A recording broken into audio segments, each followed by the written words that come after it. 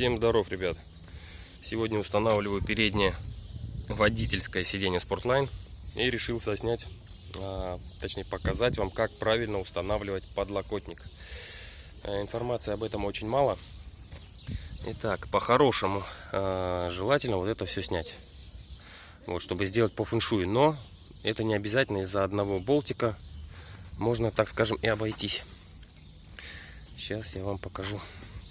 То есть вот у нас момент, да? Ну, первым делом, понятно, вырезаем отверстие, крест-накрест просто режется. Вот отсюда будет лучше видно. Ну, вот таким образом. Все, больше ничего резать в принципе не нужно. Здесь он продавит, сколько ему нужно, и останется. Итак, полный комплект у нас. Значит, кронштейн, он же усилитель, вставка, гайка, шайба. Ну и, соответственно, наш подлокотник. Приступаем.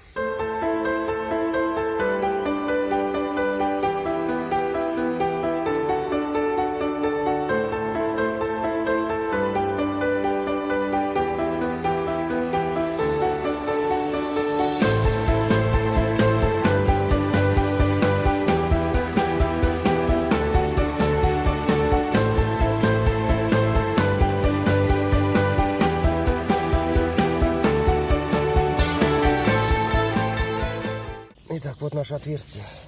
Вот наша первая деталька, да? Я не знаю, как она называется правильно. То есть, смотрите, в принципе, одной рукой я вполне спокойно сюда подлазю и ее ставлю.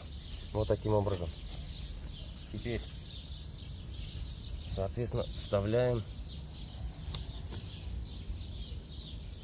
сам подлокотник. Чуть-чуть. Знаете, в чем проблема? Проблема в том, что сначала надо засунуть подлокотник, вот, а теперь уже вот таким образом выравниваем все это дело. Так, сначала я выкручу этот болтик, чтобы вам потом объяснить, почему нужно снимать все это дело и почему этого можно не делать. Ставим кронштейн.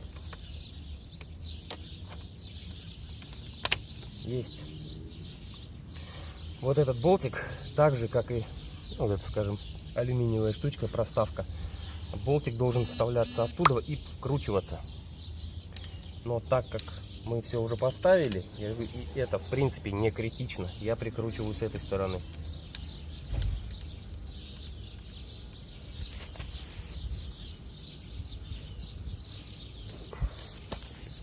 Никакой роли это играть абсолютно не будет, так как прижмется у вас все равно вот здесь. Так что это все ерунда. Вставляем, наживляем.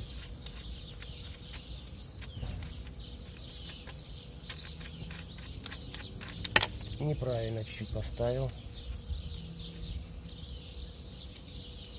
Вот так. Вот так будет прям четенько. Он уже свое выбрал,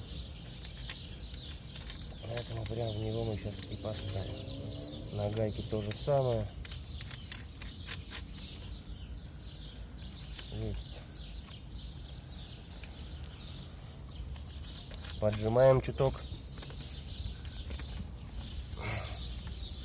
Теперь оставляем. Сейчас этот болтик чуть-чуть подкручу. Где он у нас? Вот так вот он у нас встанет. Вот.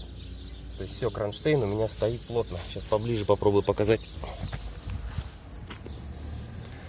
Все, смотрите, то есть болтик провалился в отверстие. И он стоит.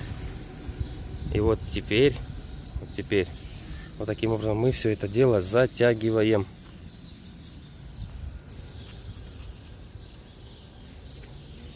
Ключ на 27, кстати, здесь.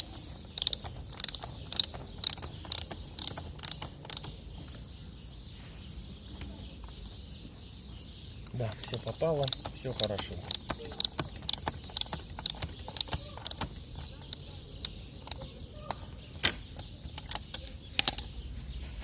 И вот теперь смотрим. Здесь я затянул, соответственно, здесь он уже никуда не денется. Я могу его как и ослаблять, так и дальше. Он сидит в своем пазе, так скажем, в своем отверстии. Ну, а теперь здесь сейчас я поставлю. Теперь нажимаем.